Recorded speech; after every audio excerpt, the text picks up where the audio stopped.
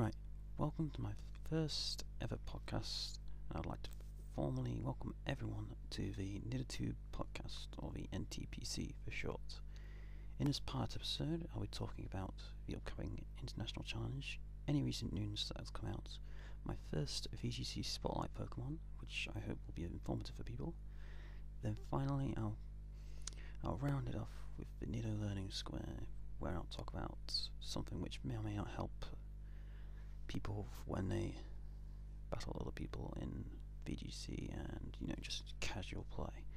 So, let's start off today with the Pokemon 2013 International Challenge for March.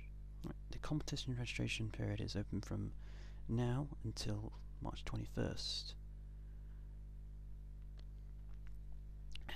Then the competition itself goes from Friday, March 22nd at midnight until Monday, March the 25th at 1 minute to midnight. The limit for competitors is 50,000 and it's open to all players around the world. So you'll see people from Korea, Japan, the UK, the US, everywhere. The results will be revealed on Thursday the 28th of March at midnight, apparently, but that's subject to change, and I expect it to be possibly the week after, beginning of April. The prize for people who get a ranking will be a raw berry, which deals damage to your opponent if they hit you with a special attack, and I believe it does 12.5% damage to them. Players who rank as well get into the top 128 of their division for North America and Europe, and then seniors, juniors, masters, and receive championship points, which range from 10 points to 1 point. I think first place get 10 points, second to 8th get 8, 9th to 32nd get 4, and 33rd to 64th get 2, and 65th to 128, I believe, get 1 point. Correct me if I'm wrong, but I think that's how it is. And the formats will be double battles. You choose 4 out of the 6 that you chose, that you registered in your battle box, and you can use any apart from the usual, which is Mewtwo, Mew, Lugia, Ho-Oh, Chatot, Celebi, Kyogre, Groudon, Rayquaza, Jirachi, Deoxys, Dialga, Palkia, Giratina, Fione, Manaphy, Darkrai, Shaman, Arceus, Victini, Reshiram, Zekrom, Kyurem, Keldeo, Meloetta, and Genesect. Also, you can't hold the item Soldier, which is for Latios and Latias, which increases its special attack and special defense by 50%. And you can't use Skydrop or Dark Void due to the glitch of Skydrop and Dark Void's immense strength. You'll also need a Pokemon Trader Club membership from the official Pokemon website, along with a wireless internet connection and a copy of Pokemon Black 2 or White 2 with a GameSync ID registered to the Pokemon Global link. As I mentioned before, there will be 3 age divisions. The Junior division is for people born 2002 or later, the Seniors for people born in 1998 to 2001, and the Masters is for anyone in 1997 or earlier, including myself. At the minute, I'm still undecided about my team, but I'm edging towards using a special Togekiss I've been concocting, and it might probably be a bit of fun, being as it's not for anything apart from championship points. And in the last 2, I've got 8 points and 4, which means I'm 12 points up, which is pretty much good. I'm aiming for 20 by the end of it, so I have another 3 more, I think. You've got this one and 2 more, I think. And currently I'm 3rd in Europe and 1st in the UK, which is a bit too much for me, because I don't think I belong at the top. I think maximum if I should be around 10th in the UK, I think, so definitely above my weight there. In terms of what you may see in the tournament, I'd say that Hydreigon will be the most used this time around, rather than Latios. And of course you'll be seeing the Cresselia and the Scissor and Metagross. Cresselia, you'll see all the probably top players. People want to get the points using Cresselia. I also feel that a fair few people opt to just use Scrafty rather than Hitmontop because it can be bulkier than Hitmontop, and it can do more damage than Hitmontop. But I'd still prepare for the Breakdancer fighter because of his ability to use a fighting gem close combat and still have decent amount of bulk, despite the drop in defense and physical and special defense. All in all, I'll be playing in a tournament anyway, as you've just heard, and if you face someone called Nido from the East Midlands in the United Kingdom, then you know it's me. Next, we have the recent news for Pokemon in the world. Pokemon Rumble U is to be released on the Wii U in Japan on April 24th, and it'll cost approximately 1,800 yen. So it's obviously the next in line from the Wii version and the 3DS version. Big news for people who have 3DS in America who lack a 3DS XL is that the Special Limited Edition, Special Limited Edition Pikachu 3DS XL is finally being released in the US on March 24th, which is the same day that the new Mystery Dungeon game is available for 3DS as well. So probably get some bundles there for the America. It's already been released in the UK and elsewhere as well, so it's high time that America finally received it, and they can get the console for just under $200. Next, a new event in Japan is that a special Mewtwo is being distributed from the 15th of June until the 1st of September to tie in with the new movie being released. It will be level 100 with the Custard Berry attached to it. It will also have its hidden ability Unnerve, as well as the moves Side Strike, Ice Beam, Heal Plus, and Hurricane. Yeah, that's right, Hurricane. Mewtwo has Hurricane now. So, probably expect the Mewtwo in this movie to have the move Hurricane attached to it somewhere because it is rather unusual. And finally, it'll have the classic ribbon attached to it, which everyone obviously is eager to get. Finally, in regards to news, the next Wi-Fi tournament has also officially been announced on Saturday. It will be another double battle, same rules, same restrictions. Registration runs from 12th of April to 18th of April, while tournament will run from 19th of April until 21st. Prizes are the usual championship points for the VGCs, as well as players gaining a Leachi Berry and a Salak Berry if they rank, which are berries which you can get in-game as well, but if you can't somehow manage to get them, then this will help you. Now for my first ever Pokemon VGC Spotlight. My first Pokemon in the VGC Spotlight series will be a Pokemon which I've been linked with, and it's kind of become my mascot. It's linked with my name as well. It's Pokemon number 34, Nidoking. It's a poison and ground type, which means it has very common weaknesses. It is weak to the common water type, which means if he tries to swim with the Politoads, he's just going to drown in a torrent of water. He's also weak to ground, which means if you face a Sandstorm team, then you better come prepared because they'll definitely, certainly pack a ground attack like Earthquake, Earth Power, Drill Run, something like that to KO, and it'll probably one-hit KO Nidoking. Nidoking is also weak to Psychic and Ice, which are both fairly common in VGC, and they are usually faster Pokemon as well, so Nidoking won't usually stand to take a Psychic to the face, and it won't be able to live to tail. But all bad typings aside, he has also got a good few resistances as well. He's got a great resistance to fighting types, which is very uncommon. He has good resistance to bug, rock, and poison, and obviously resists electric because of his ground typing.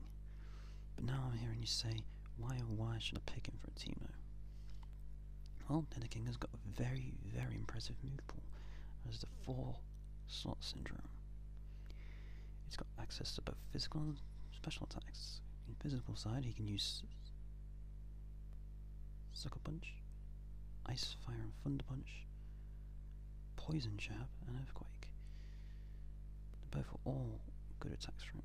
He can also dip into special attacks as well, like Ice Beam, Thunderbolt, Flamethrower, and also a stronger counterparts, Fire Blast, Thunder. He has access to Earth Power and Sludge Bomb for stab moves. His base stats are 81 in HP, 92 in attack, 77 in defense, 85 in special attack, 75 in special defense, and 85 in speed. This puts Nidoking in a tricky spot.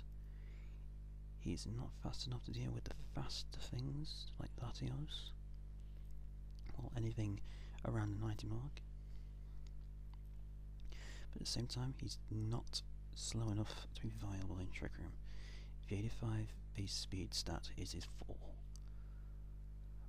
But where there are flaws, there are also advantages. In Gen 5, he was blessed with the ability Sheer Force, which increases moves power by 30% if they have a secondary effect like dropping a foe's stat or inflicting a status effect like burn or paralysis. In conjunction with this, the life form item, it can do an extra 60%, and another plus is that he won't get hurt in the recoil of it. So in terms of natures to use, I would go either timid or modest over, adamant or jolly. And just avoid any type of physical spread. Reason is that his special attacks will do more damage than the physical. I would recommend Nidoking to use either a set of timid nature with the life orb, 252 in speed and 252 EVs in speed and special attack with the final 4 in HP, or just use a modest along with a choice scarf to outspeed the annoying faster things like Latios that can handle him so easily, and of course slapping the same EV spread on him again like butter on toast. Using a choice scarf on Nidoking will allow him to hit hard and fast, and I would recommend him to any beginner looking for a cool Pokemon which doesn't get the mainstream attention. He can deal 69 to 82% to a 4 HP standard Latios with an Ice Beam. It can also deal 79% to 93% to a 252 HP Ockerberry Scizor with Flamethrower, and can deal 99 to 117% with Fire Blast to the same variant. His signature Earth Power can deal 97% to 150% to a 252 HP Metagross, which can be a real powerhouse, and it's no slouch on the defensive side either. All in all, with a choice scarf Nidoking, you can expect to do some damage while he is out. I used him in the UK 2012 VGC where I placed in the top 8 somehow, with no legendaries in my team. Obviously a timid Nidoking with a life orb will do a lot more damage, but is it really worth the drop in speed? I'd say it's not, unless you're facing a Trick Room team. I would say just if you're wanting to use Nidoking, try him out with a choice scarf. It's a great way to test him out for the first time, and I've used him with great success in the past, and I implore anyone who's thinking about using Nidoking to just follow that and perhaps see how you feel about using the choice scarf over the life orb. It's one or the other really, but that is the first Pokemon VGC Spotlight, and hopefully we'll have many more, and if there are more episodes of this, if this turned out to be successful. Right, my final feature of the day is something which is more for the listeners than it is for me in every aspect, and it's to talk. It is even more for people who aren't exactly known for winning championships, and of course everyone who's just starting out and just learning the ropes, everyone that's at the beginning side of it.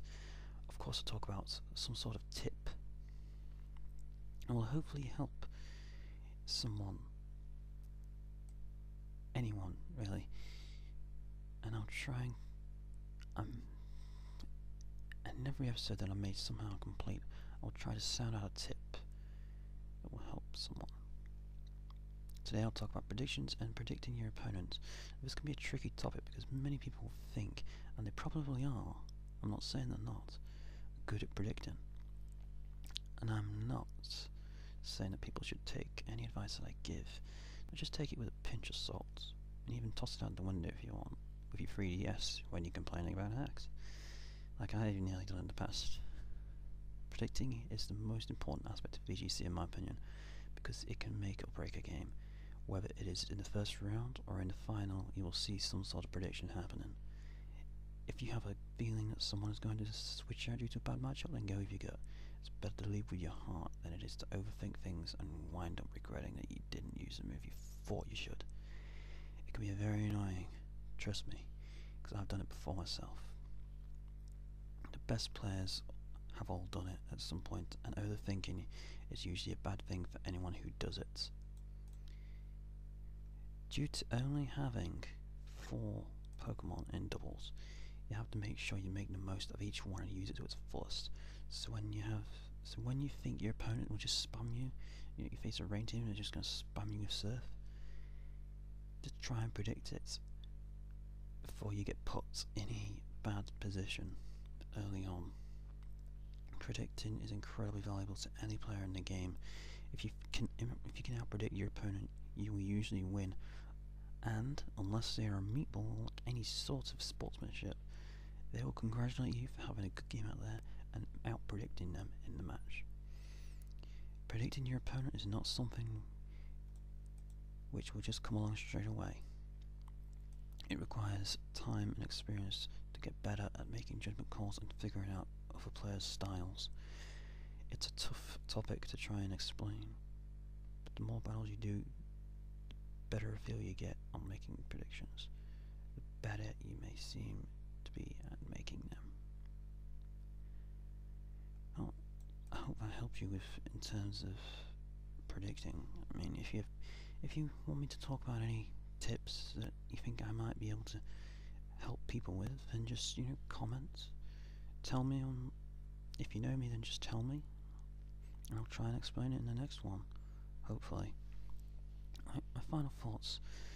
It brings the end to my first NidoTubePodcast, or NTPC, whichever one, episode, and hopefully you've enjoyed it. Despite my rattling on about Nido King in that section, I wish anyone good luck who will be competing in the Wi-Fi tournaments.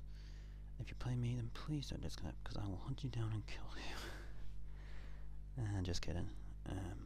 I'll probably just go on places like Nugget Bridge and say if I know this person, if he's on this site, and I'll go, this guy disconnected on me, and if he ranks high, I will rage about it.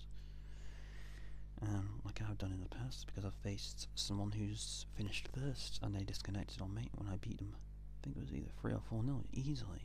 I've beaten people easily and they disconnect. It's hard to take, but at the end of the day it's just a game and you have to get on with it. Some people aren't sportsmen, and you got people who are sportsmen. It's one way or the other. In the next episode though, I'll be talking about the upcoming Manchester 5 tournaments being held at the Kyoto Lounge in Manchester on the 13th of April.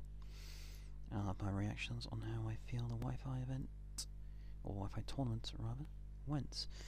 The next installment of the VGC Spotlight. If you want me to do anything particular, then tell me, write a comment, do anything, just let me know and I'll see if that floats my boat.